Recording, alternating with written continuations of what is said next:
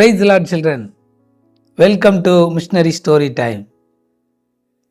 கடந்த 6 நாட்கள் இந்த VBSஐ நாம் சந்தோஷமாக நல்லா என்ஜாய் பண்ணீங்க.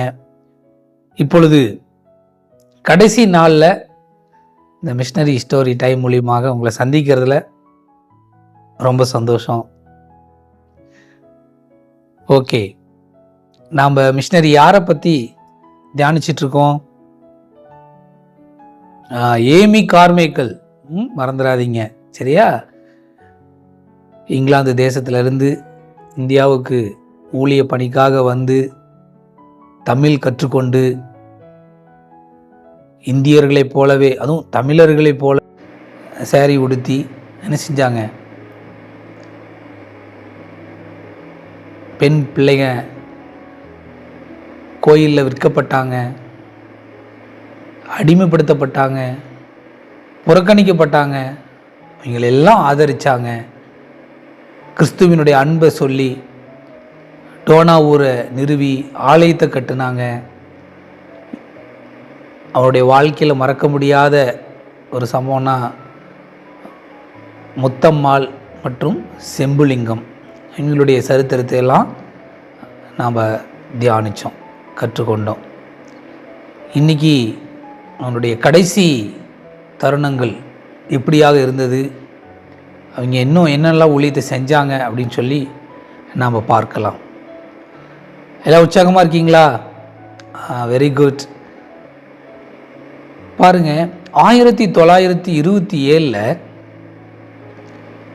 டோனாவூர் இந்த பள்ளிக்கூடங்களையும் இது சம்மந்தப்பட்ட எல்லா அமைப்புகளையும் அவங்க பதிவு செய்தாங்க அரசாங்கத்தில். அதற்கப்புறம் அது தொடர்ச்சியாக அது நடைபெற்றது. அநேக சின்ன பிள்ளைங்க மட்டும் இல்லை, பெண் பிள்ளைங்க மாத்திரம் இல்லை, நிறைய சிறு பிள்ளைகளும் சிறுவர்களும் ஆண் குழந்தைகளும் காப்பாற்றப்பட்டாங்க. தவறான பாதையிலிருந்து மனம் திரும்பி அந்த காப்பகத்துக்கு வந்து பள்ளி பயில உதவி செய்யப்பட்டது. நிறைய சிறு பிள்ளைகள் காப்பாற்றப்பட்டாங்க. ஸோ இப்படி போய்கிட்டு இருந்த சூழ்நிலையில் தான் கடைசி தருணத்தில் அந்த நாட்களில் காலரா நோயெல்லாம் பரவினது. அப்போ கூட இருந்த அவங்க நட்சத்திர கூட்டம், பொன்னம்மாள், ஜெயமணி, அருளாயி, இப்படிப்பட்ட அவர்களோடு இணைந்து ஊழியம் செய்தவங்க எல்லாரும் அரும்பாடுபட்டு அந்த நோயிலிருந்து நிறைய குழந்தைங்களை காப்பாற்றினாங்க. பாருங்கள், ஏமி கார்மைக்கல் அம்மா என்னென்னலாம் கற்றுக் கொடுக்குறாங்களோ அந்த கற்றுக்கொண்டதை கேட்டு அவங்க கூட இருந்த கூட்டம் அவங்களோடு ஒத்துழைச்சு என்ன செஞ்சாங்க? கிறிஸ்துவனுடைய பணியை நிறைவேற்றினாங்க. அருமையான தம்பி தங்கச்சி, நாம் இந்த கடந்த 6 நாட்களும் பாடங்களையெல்லாம் கற்றுக்கொண்டோம். ஆண்டவருடைய அன்பையும், அவர் எப்படியெல்லாம் அற்புதங்களை செய்தார், அவர் எதற்காக இந்த உலகத்துக்கு வந்தார், அவருடைய சிலுவை, எல்லாவற்றையும் நாம் தியானித்தோம். இப்படி கற்றுக்கொண்டதில் நம்ம நிலைச்சி இருக்கணும்.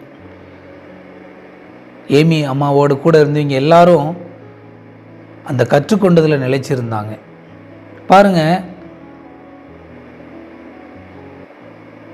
அந்த டோனா ஊரில் மருத்துவ வசதியே இல்லை. அப்போ அவங்க ஜெபம் பண்ணாங்க, என்னன்னு, ஒரு எப்படியாவது இங்கே ஒரு மருத்துவமனை உருவாக்கணும், ஹாஸ்பிட்டல் உருவாக்கணும் அப்படின்னு சொல்லி முயற்சி எடுத்தாங்க. ஆனால் ரொம்ப நாள் கழித்து தான் அந்த ஜெபம் கேட்கப்பட்டுச்சு. எப்படி தெரியுமா? சீனா தேசத்துக்கு போய் ஊழியம் செய்யணும்னு சொல்லி ஒரு ஊழியர் வந்தார். அவர் என்ன செய்தார்? கொஞ்ச நாள் தங்கியிருந்தார் டோனா ஊரில். பிறகு நான் திரும்ப சீனாவுக்கே போகிறேன்னார். அவ்வளோதானா?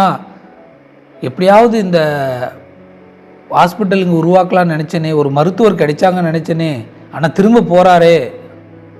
ஆனால் ஆண்டவருடைய கிருபையில் கர்த்தர் அந்த மருத்துவரோடு பேசி, அவர் நான் இங்கேயே இருந்து நான் பணி செய்கிறேன், நான் திரும்ப சீனாவுக்கு போகலேன்னு சொல்லி அவரே என்ன செஞ்சார், அந்த ஏமி அம்மாவனுடைய அன்பின் நிமித்தம் அந்த ஊழியத்தை தொடர்ந்து செஞ்சாங்க. ஏன்னா அந்த காப்பகத்தில் யாராவது வியாதிப்பட்டாங்கன்னா நாகர்கோயில் அல்லது நெய்யூர் இப்படி பல இடங்களுக்கு மாட்டு வண்டியில் ரொம்ப தூரம் கொண்டு போகணும். ரொம்ப சிரமப்பட்டாங்க அந்த அம்மா. ஆனால் இப்போ 1927 மருத்துவமனை கட்டப்பட்டுச்சு. நிறைய பேர் என்ன செஞ்சாங்க, சுகம் பெற்றுக்கொண்டாங்க. அதன் பிறகு 1948 ஒரு சின்ன விபத்து, அவங்க கீழே விழுந்ததுனால முதுகு பகுதியில் அடிபட்டு அவங்களால ஏமி அம்மாவால் எழும்ப முடியாத சூழ்நிலை. அவங்க கொஞ்சம் படுத்த படுக்கையாக ஆறிட்டாங்க. கிட்டத்தட்ட 81 வயசு ஆயிடுச்சு. அவங்க பலவீனத்திலே இருந்தாங்க. ஆனால் அந்த பலவீனத்துலேயும் ஊழியம் செஞ்சாங்க. எப்படி தெரியுமா, ஒவ்வொரு நாளும் சின்ன பிள்ளைங்களுக்கு அங்கே இருக்கிறவங்களுக்கெல்லாம் பர்த்டே கொண்டாடுவாங்க. அப்போ எல்லாம் ஒவ்வொருவரும் என்ன செய்வாங்க, அம்மாக்கிட்ட வந்து ஜெபம் பண்ணிக்குவாங்க. அவங்க படுத்து படுக்கையிலேயே ஜெபம் பண்ணாங்க. அப்புறம் ஒரு சில பாடல்கள் எழுதினாங்க, சில புத்தகங்களை எழுதினாங்க. அதை எழுதி இங்கிலாந்து தேசத்துக்கெல்லாம் அனுப்பிச்சி வச்சாங்க. தங்களுடைய ஊழியத்தினுடைய சாட்சிகளையெல்லாம் இங்கிலாந்து தேசத்துக்கு அனுப்பிச்சி வச்சாங்க. ஸோ இப்படியாக அவங்களுடைய இறுதி நாட்கள் போனது. 1951 அவங்க கர்த்தருக்குள்ளே மரித்து போகிறாங்க. எல்லாரும் சூழ்ந்து இருக்க ஜெபத்தோடு கூட அவங்க மரித்து போகிறாங்க. கர்த்தருடைய உன்னதமான பணியை அவங்க செய்து அவங்க அடக்கம் பண்ண போடும் பொழுது சொல்கிறாங்க, என்னை அடக்கம் பண்ணிங்கன்னா கலர் கோல கட்டாதீங்க, ஒரு சாதாரண ஒரு மனிதன் எப்படி மரித்து அடக்கம் பண்ணுவீங்களோ அதுபோல் என்னை மரித்து அடக்கம் பண்ணிடுங்கன்னு சொல்லி சொன்னாங்களாம். எவ்வளோ தாழ்மை குணம் பார்த்தீங்களா. அவங்க கற்றுக்கொண்டது இன்ன வரைக்கும் இருக்குது தம்பி தங்கச்சி. இன்றைக்கும் டோனாவூரில் நிறைய மிஷினரிமாரனுடைய பிள்ளைங்க படிச்சிட்ருக்குறாங்க, ஊழியக்காரங்களுடைய பிள்ளைங்க படிச்சிட்ருக்குறாங்க. பார்த்தீங்களா, அது இன்றைக்கும் இப்போ போனாலும் நீங்கள் என்ன செய்யலாம், திருநெல்வேலி மாவட்டத்தில் அந்த டோனாவூர் இருக்குது, அந்த பள்ளிக்கூடம் இருக்குது. அங்கேயும் ஆசிரியர்கள் சின்ன பிள்ளைங்களுக்கு இன்றைக்கும் கற்றுக் கொடுத்துட்டு தான் இருக்கிறாங்க.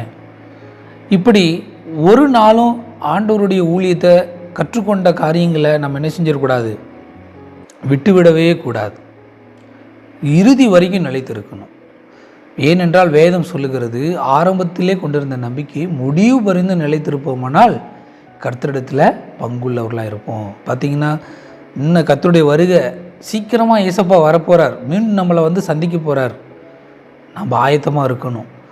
எனவே நம்ம இது வரைக்கும் ஏமி கார்மைக்கல் அம்மாவுடைய சரித்திரத்தை கேட்டோம், ஏதோ கேட்டோம் அப்படின்னு சொல்லிட்டு நீங்கள் விட்டு விடாமல் நீங்கள் என்ன செய்யணும், உங்கள் மனதில் வைத்து அவங்க எப்படி ஊழியத்தை செஞ்சாங்களோ அதே போல் நாம்ளும் எழுமணும். ஏமி கார்மைக்கல் அம்மாவை போல் நீங்கள் ஆண்டவருக்காக ஊழியம் செய்வீங்களா? இன்றைக்கும் எத்தனையோ குழந்தைங்க, பெண் பிள்ளைங்க பிச்சை எடுத்துக்கிட்டு இருக்கிறாங்க, கஷ்டப்பட்டு கொண்டு இருக்கிறாங்க, வறுமையில் வாடிக்கொண்டிருக்கிறாங்க, பெற்றோர்னால் கைவிடப்படுறாங்க. அருமையான தம்பி தங்கச்சி, நீ மிஷினரியாக ஒப்பு கொடுப்பியா?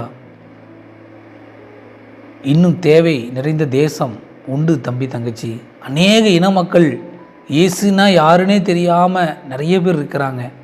உங்கள் வாழ்க்கையை ஒப்பு கொடுங்க, ஏசப்பாவுக்காக அர்ப்பணிங்க. நிச்சயம் இந்த கற்றுக்கொண்ட ஒவ்வொரு பாடங்களையும் நீங்கள் உங்கள் மனதில் வைத்து ஒவ்வொரு நாளும் அதில் நிலைத்திருங்க. கர்த்தர் நிச்சயம் உங்களை ஆசீர்வதிப்பார். ஏமி கார்மைக்கலை போல நீங்களும் எழும்பணும். ஒப்பு கொடுப்பீங்களா? கண்களை மூடி நாம் செபிப்போம்.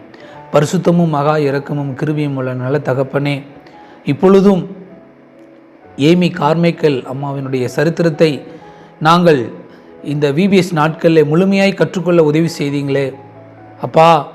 அவர்கள் வாழ்க்கையில் ஆண்டவரே ஒரு தைரியமிக்க பெண்ணாக, ஆண்டவரே ஒரு பெண்ணாக நான் இருந்து என்ன செய்ய முடியும் என்று சொல்லி புலம்பாமல், ஆண்டவரே ஒரு பெரிய ஒரு மாற்றத்தையும் எங்கள் தமிழகத்துக்கு குறிப்பாக பெரிய ஆசீர்வாதத்தை கொண்டு வந்தாங்க.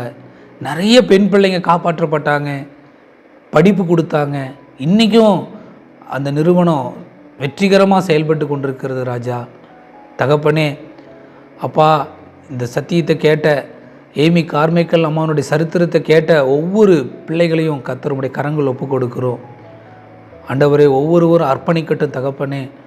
இன்றைக்கி ஆண்டவரே தகப்பனே, உம்மை பற்றி எடுத்து சொல்வதற்கு ஆட்கள் குறைவும் கர்த்தாவே. இப்பொழுதே ஒப்பு கொடுக்கட்டும் ஆண்டவரே. ஒப்பு கொடுத்து ஒவ்வொரு பிள்ளைகளையும் கர்த்தர் சந்திப்பீராக. ஆண்டவரே, ஏமி கார்மைக்கல் அம்மாவை போல ஆண்டவரே அநேகர் எழும்பும்படியாக நாங்கள் ஜெபிக்கிறோம். இந்த சிறு வயது முதற்கொண்டே ஆண்டவரே கிறிஸ்துவனுடைய பணியில் கட்டப்படும்படியாக நாங்கள் ஜெபிக்கிறோம் தகப்பனே. அப்படியாக ஒப்பு கொடுத்து ஒவ்வொரு பிள்ளைகளையும் நீங்கள் ஆசீர்வதிங்க, வழி நடத்துங்க. இயேசுவின் நாமத்தில் ஜெபிக்கிறோம் எங்கள் ஜீவன் நல்ல பிதாவே. ஆமேன், ஆமேன். ஓகே குட்டீஸ், பாய்.